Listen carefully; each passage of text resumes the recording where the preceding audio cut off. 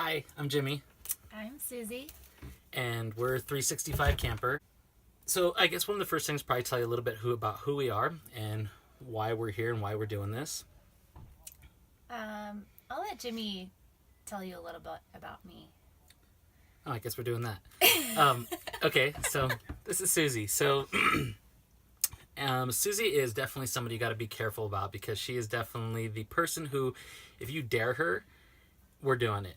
And in a sense, that's actually kind of what set this whole lifestyle up for us. Was about a year ago, I approached her and said, "Hey, what do you think about just throwing everything to the wind, getting rid of everything we own, and living out of a small living space, camper or motorhome?"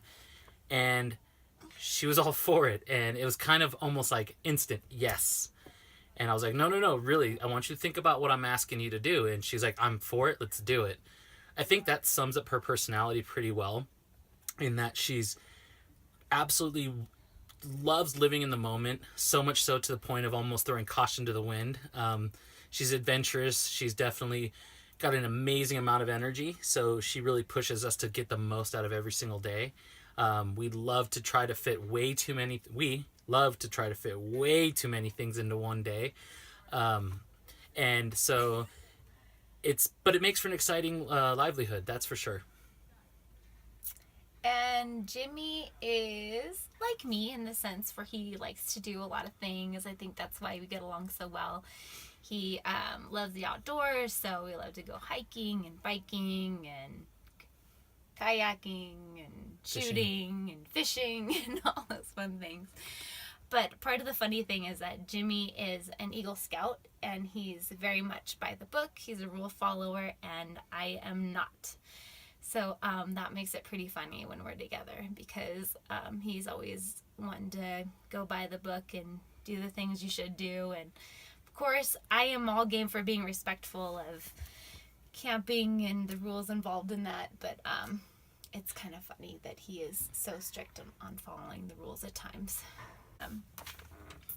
Why do you choose to live on the road? So I think I can actually start that out a little bit. Is that Jimmy had always had a love for the outdoors and camping and RVing, and he did actually come to me very early in our relationship, which was one thing we should point out is that we've been together for a little over a year and a half. But he came to me very early in the relationship and said, "Hey, what do you think about living in an RV?" And I just was so excited about it because, I'd been living in Southern California and working behind a desk for my whole career, and I was really looking for a change. I really wanted to do something more outdoors, and I was just excited at the prospect of living an unconventional lifestyle. We were at a point in our life where we felt like we could do that. We sold all of our belongings. I had a house. He had an apartment. I wanted to leave as soon as we could, but I know that we had to stay until December when his lease was up. But that did allow for us to do a little bit of planning and get an RV and this guy is trying to plan more of our life on the road. I think why we chose to do this whole lifestyle, or what's kind of been the inspiration for it for both of us, is her father passed away only a couple of years ago, and he was quite the adventurer and wanted to go see all these sites. So what's really cool is a lot of the places we've been, it's almost like we're reliving moments that he shared. And we just came from the Tetons, and there was this great picture of him. It was one of the few photos that I even stick out to me. And he's got his wide brim hat, and there's this beautiful scenery in the background. Like, we were in that spot literally a week ago. Well, maybe not exactly that spot, but within that vicinity. So that part's really neat. And then I think a big part of that is the inspiration that we've gotten, the support from our family, that everybody have said, go do it. Why not? Take this opportunity. We wish we could do that. We wish we could do that. In fact, our friends, our family, random new friends we make, they're like, wow, it's so cool that you guys are doing that. And at least right now, it's been what's been pushing us forward and wanting to do this lifestyle. Is life passes so quickly. And the typical 9 to 5 grind that we were both doing for so long, we're both established professionals with education, resume, career, all that the typical, that wasn't necessarily affording us the opportunity to go and see and do everything that we wanted. we were like everybody else. Try to save up your time, get your 2 weeks a year, and rush out and go do a wang bang vacation and try to see as much as you can see in 2 weeks. And in some cases, that wasn't even happening because we'd forego the vacation because of, work responsibility. So it was kind of a unique opportunity for both of us. We were both at a point in our life that would allow for such a, I guess, as she said, a non-conventional lifestyle. We were just ready to make that jump. And it's been a learning curve, no doubt. We're still in it. We are still learning by the moment on where to go, what to do, how to handle things.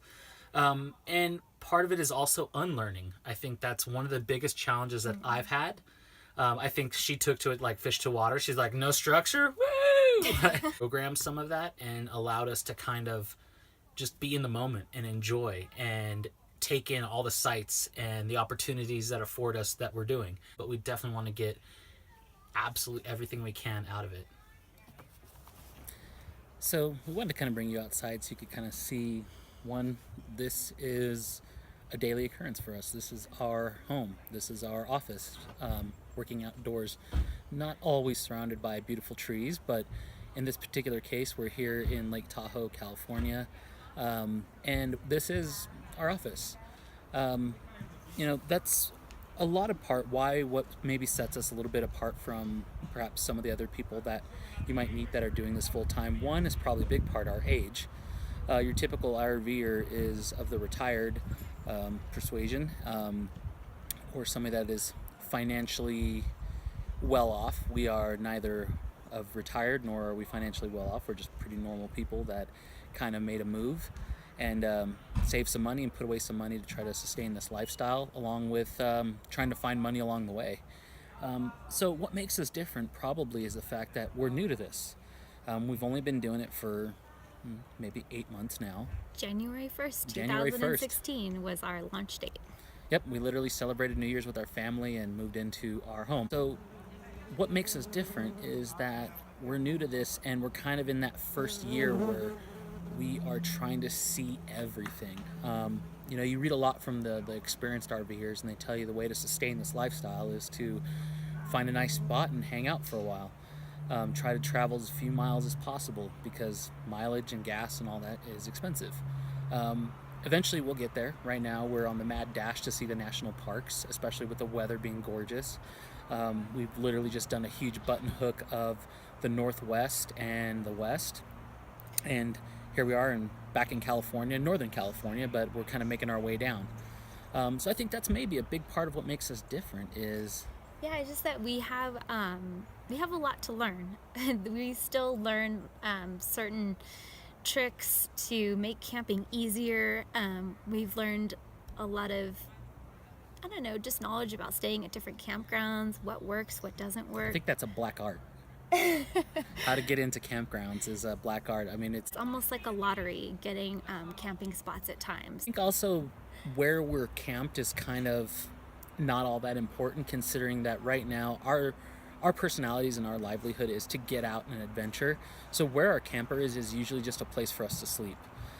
We try to get out on our mountain bikes. We try to get out, hike, kayak. We try to get out fishing. We try to do anything we can do to see the sights, get involved in the local scene, the local farmers market, or possibly check out, this weekend, we're going to try to check out a music festival here in Tahoe.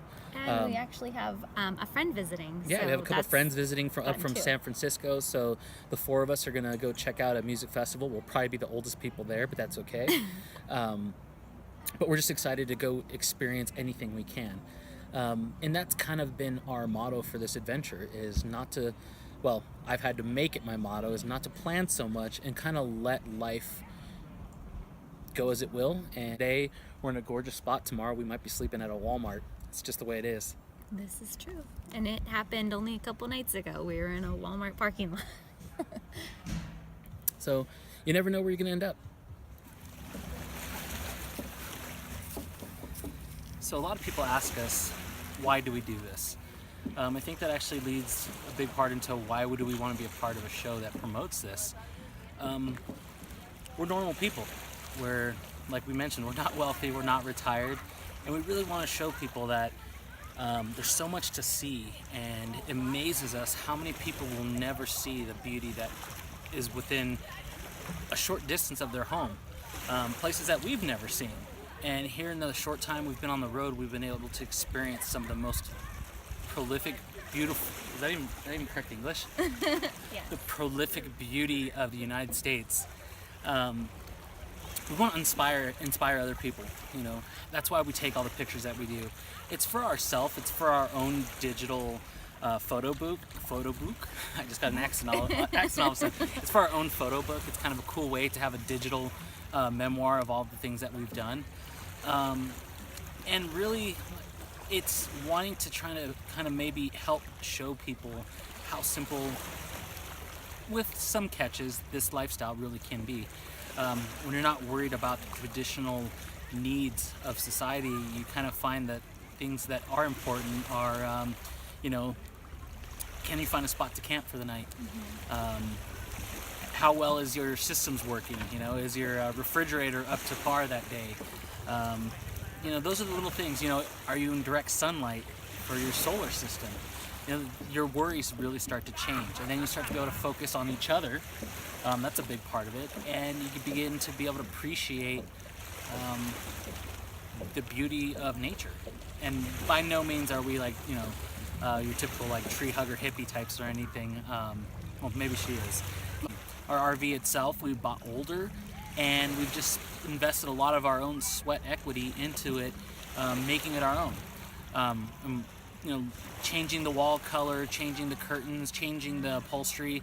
You know, a lot of those things can save you a lot of money and take something that's older and outdated and make it feel personalized and yours. You know, that's one of the little things that we've learned, and we'd love for others to learn about that. In fact, a lot of people we've met have been inspired by the remodeling that, I'd love to say it's me, but I handle the mechanical. She handles a lot of the interior design, and a lot of people are amazed. They don't realize that our campers are older and that we've had, and that it's all the remodeling that she's done to make it feel like our home. You know, I think we bring a really different perspective. Right now, we're super passionate about it. I say right now because we totally are. I mean, you can come do this video in about 2 more years, and who knows how passionate we will be. But we both know that this is something that it's right for us at this time, and we really want the opportunity to try to see how long we can continue to do it. You know, we got to figure out how to continue making income on the road, how to keep our vehicle running. You know, that's our livelihood. We have to keep our vehicle, we have to keep our systems running, and that's all part of this lifestyle. That's all part of the learning curve that we're in and we wish to share. Hopefully you dig the view. We thought we'd share Lake Tahoe with you. I don't know if you can quite catch the brilliant blue. It really is hard to describe how gorgeous this water is. So figured we'd end this video with here at the Big Blue and share it with you guys. All right.